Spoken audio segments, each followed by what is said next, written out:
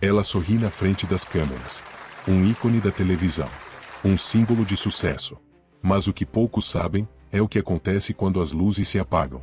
Por trás do nome Oprah Winfrey, existe uma mulher que enfrentou os bastidores mais sombrios da mídia americana, e venceu. A garota que nasceu na pobreza extrema, em uma cabana no sul dos Estados Unidos, se transformou na mulher negra mais rica do mundo. Mas a pergunta que ninguém faz é, como ela fez isso? Ela desafiou gigantes. Enfrentou escândalos. E construiu um império que vai muito além da televisão. Ela não é só uma apresentadora. É dona de canais de TV. Investidora de grandes empresas. E uma estrategista que controla cada detalhe da própria narrativa. Neste vídeo, você vai entrar nos bastidores do império de Oprah.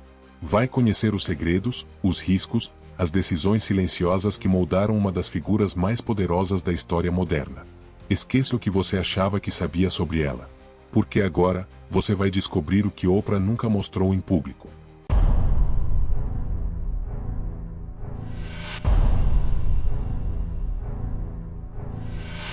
Mississippi, 1954. O sol castigava as plantações, a poeira vermelha subia a cada passo. Em uma região onde o tempo parecia não passar, nasceu uma menina que, à primeira vista, seria só mais uma entre tantas condenadas ao esquecimento. Seu nome era Orpah Gail Winfrey. Sim, Orpah. Nome retirado diretamente da Bíblia. Mas ninguém conseguia pronunciá-lo direito. Por erro, ou descaso, todos a chamavam de Oprah. E foi assim que ela passou a ser conhecida. Um erro que o mundo repetiria para sempre, mas que ela transformaria em marca. Oprah nasceu em um barraco de madeira sem água, sem luz e sem esperança. Sua mãe, Vernita Lee, tinha apenas 18 anos.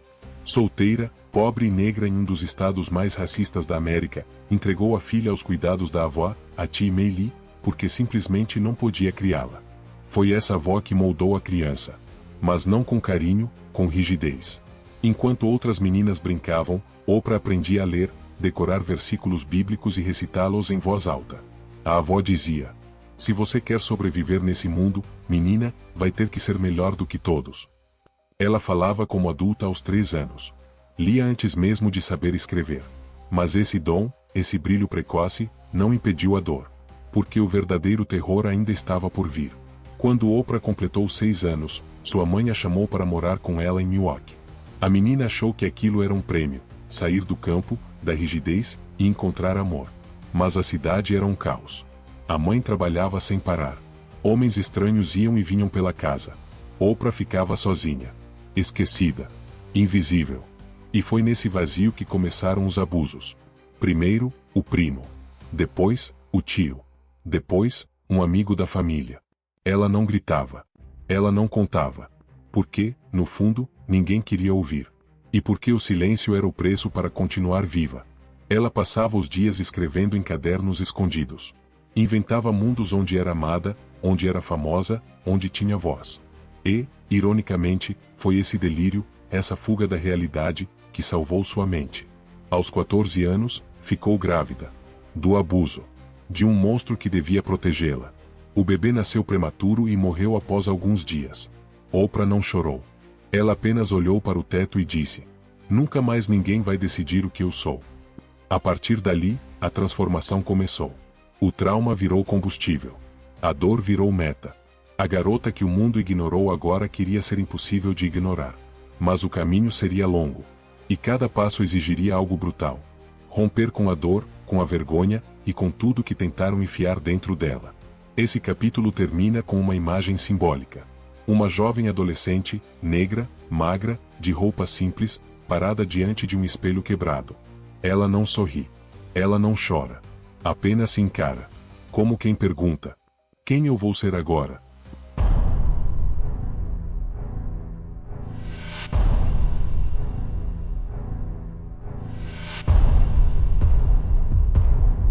Ela chegou cedo naquele dia. O céu ainda estava escuro quando Oprah atravessou a porta da estação de TV local em Nashville, segurando com força sua bolsa gasta. Tinha acabado de completar 19 anos. Era estagiária, mas naquele dia, seria diferente. O apresentador titular havia faltado. De última hora, alguém do alto escalão apontou para ela e disse: você vai entrar no ar. Ninguém sabia ao certo se era desespero ou aposta. Mas para Oprah, era uma chance de provar que o lugar dela não era apenas nos bastidores. Quando a luz vermelha da câmera acendeu, ela sentiu o coração batendo mais forte do que nunca. Mas não tremia. Sua voz, firme. Seu olhar, direto. Ali, diante de milhares de telespectadores, uma jovem mulher negra, com cabelos naturais e um vestido simples, rompeu uma barreira invisível, a de que aquele espaço não era feito para pessoas como ela. Enquanto lia as notícias, ela não só narrava fatos. Ela sentia cada história. Havia compaixão em sua voz, um toque de humanidade que fugia da rigidez jornalística da época. E os telefones começaram a tocar. Pessoas comuns ligavam para a emissora dizendo: "Quem é essa garota? Ela fala como se estivesse falando comigo." Mais tarde, naquele mesmo dia, o diretor a chamou em uma sala com paredes cheias de posteres antigos. Ele se virou lentamente e disse: "Oprah, você tem algo que ninguém mais aqui tem. Você sente as histórias. Isso não se ensina."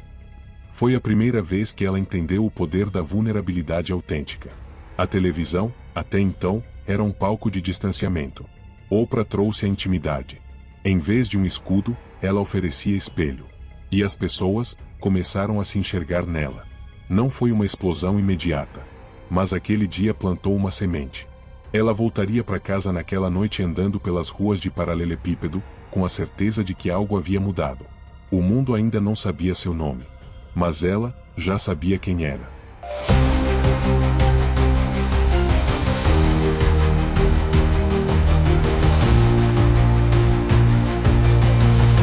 Chicago. A cidade dos ventos, dos arranha-céus e da televisão implacável. Era 1983 quando uma decisão nos bastidores mudaria para sempre a história do entretenimento mundial. A WLS-TV, afiliada da gigante ABC, precisava urgentemente salvar seu programa matinal, o Em Chicago. A audiência despencava, a concorrência esmagava. E então, alguém disse um nome: Oprah Winfrey. Na época, ela era apenas uma curiosidade em Baltimore. Uma mulher negra comandando um talk show local. Mas quando os executivos assistiram à sua performance, sabiam. Não era só carisma. Era controle. Presença. Emoção verdadeira. Oprah foi chamada. E aceitou. Mas ninguém, absolutamente ninguém, estava preparado para o que viria. Ela desembarcou em Chicago em 1984. O cenário era tenso. A cidade era dominada por Phil Donahue, o rei dos talk shows. Um homem branco, elegante, com décadas de experiência. O público o venerava. Ele era intocável, até aquele momento. No primeiro dia, Oprah entrou no estúdio como quem conhece o palco antes mesmo de pisar. Cabelos naturais, olhar firme, roupa simples. Na tela, o que se viu foi diferente de tudo.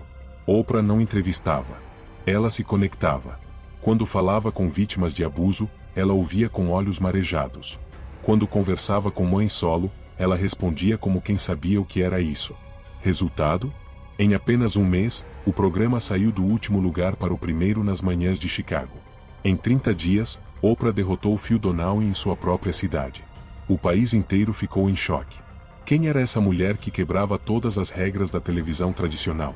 Que usava sua própria história como ponte com o público? Que colocava as emoções à frente do espetáculo? Executivos de Nova York começaram a prestar atenção. E foi aí que surgiu a proposta: transformar o programa local em nacional. Mas havia um detalhe que ninguém esperava. Em vez de apenas assinar um contrato e entregar os direitos, Oprah fez o impensável para a época. Ela quis ser dona de tudo. Negociou duramente. Rejeitou propostas que pareciam generosas, mas que não lhe dariam controle. Em 1986, ela não apenas lançou o The Oprah Winfrey Show para todo o país, ela também fundou sua própria produtora, a Harpo Productions. Aos 32 anos, Oprah não era apenas uma apresentadora de TV.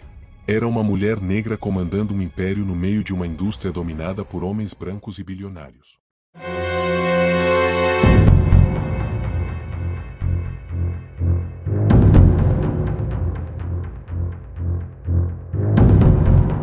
Ela já era um fenômeno. Mas ninguém imaginava que Oprah não estava ali apenas para entreter. Ela queria provocar, confrontar, curar. E tudo isso, ao vivo, diante de milhões. Quando o The Oprah Winfrey Show estreou nacionalmente em 1986, a televisão americana era previsível. Os talk shows seguiam o mesmo roteiro: entrevistas mornas, piadas ensaiadas, celebridades promovendo seus trabalhos.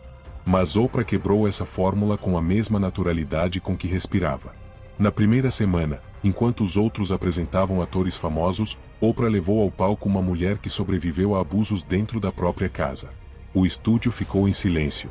O público chorava. E então, sem pedir permissão, Oprah chorou também. Aquilo era inédito. Apresentadores não se emocionavam. Eles eram neutros. Eram profissionais. Mas Oprah não queria parecer profissional. Ela queria parecer humana. E foi exatamente essa humanidade que começou a transformar a televisão. Ela falava de assuntos proibidos. Trazia à tona traumas, culpas, segredos. Bulimia. Racismo. Abuso sexual. Homofobia. Violência doméstica. Depressão. Vício. AIDS. Assuntos que ninguém ousava tocar em rede nacional. Oprah colocava no centro da pauta, olhando nos olhos das vítimas e perguntando: como você se sentiu? O The Oprah Winfrey Show se tornou um confessionário coletivo, onde o público em casa encontrava conforto em ver que não estava sozinho. E isso mudou tudo. A audiência explodiu. A crítica se rendeu. E a concorrência teve que correr atrás. Outros apresentadores tentaram copiar o formato, sem sucesso. Faltava algo essencial: a verdade. Oprah era verdadeira demais para ser imitada. Mas ela não parou por aí. A cada temporada, Oprah reinventava o show. Ela criou quadros como Aha Moments, onde convidados compartilhavam revelações poderosas. Oprah's Book Club, que transformava livros desconhecidos em best-sellers da noite para o dia. E o mais famoso de todos: você ganha um carro. Você ganha um carro. Todos ganham um carro. Esse momento entrou para a história da TV americana, e transformou publicidade em espetáculo. E mesmo nos momentos de grande audiência, ela não perdia a essência. A cada episódio, Oprah usava sua própria história como espelho do mundo. Falava sobre sua infância pobre, os abusos que sofreu, o preconceito que enfrentou. Tudo isso não como drama, mas como combustível. Ela dizia: transforme sua dor em propósito. Transforme sua história em ponte.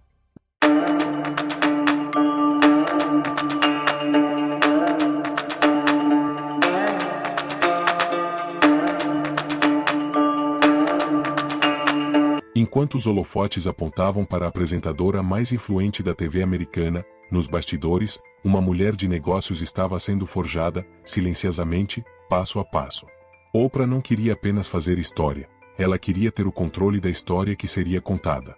E foi assim que nasceu a Harpo Productions, um nome que, lido ao contrário, representa tudo que ela lutou para se libertar: Oprah virando o jogo. 1988. Enquanto muitas estrelas de TV negociavam contratos milionários com grandes redes, Oprah dava um passo ousado, criou sua própria produtora, e com isso, passou a ser dona dos direitos do seu programa. Não era apenas uma apresentadora, agora ela era proprietária do conteúdo, algo inédito para uma mulher negra naquele nível. Ela não só se pagava, mas vendia sua própria imagem, seu próprio produto. Cada episódio do The Oprah Winfrey Show passava por ela. Toda negociação, toda estratégia, toda expansão. E foi com esse controle que ela começou a diversificar. Oprah's Book Club virou uma máquina de vender best-sellers. Produziu filmes premiados como Selma, The Color Purple, Beloved, todos com mensagens de impacto social, representatividade e legado. Fundou a revista The Oprah Magazine, que chegou a 2 milhões de exemplares por mês, em uma era em que revistas estavam morrendo. Em 2011, criou seu próprio canal de televisão, Oprah Winfrey Network. Um canal inteiro com sua marca, sua linha editorial, sua liberdade criativa. Mesmo enfrentando crises de audiência nos primeiros anos, ela não desistiu. Ajustou, remodelou, se reinventou, até que se tornasse um dos canais mais rentáveis da TV a cabo dos Estados Unidos. Enquanto isso, seu nome se tornava uma marca de confiança. Qualquer produto com o selo Oprah Recommends vendia como água. A Forbes passou a chamá-la de a mulher mais poderosa do entretenimento global. E tudo isso, sem precisar gritar. Sem polemizar. Sem dançar na frente das câmeras. Apenas com inteligência estratégica, credibilidade e um magnetismo raro. Ao final dos anos 2000, a fortuna pessoal de Oprah ultrapassava 2 bilhões de dólares. Mas o dinheiro era só o começo.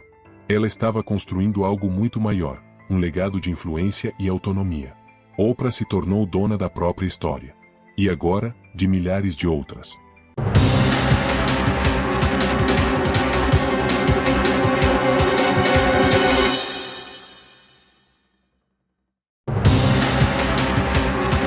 Enquanto muitos acreditavam que Oprah estava apenas descansando após o fim de seu talk show, ela estava, na verdade, orquestrando sua maior jogada. A criação da Oprah Winfrey Network não era apenas um canal de televisão. Era um símbolo de poder absoluto. Uma mulher negra comandando sua própria emissora nacional. Ela não queria só espaço. Ela queria o controle da narrativa. A Harpo Studios virou um império invisível. Filmes, revistas, programas, clubes de leitura, produções. Oprah estava em todos os lugares, sem estar fisicamente em nenhum. Cada contrato assinado, cada novo lançamento, era parte de uma estratégia meticulosa.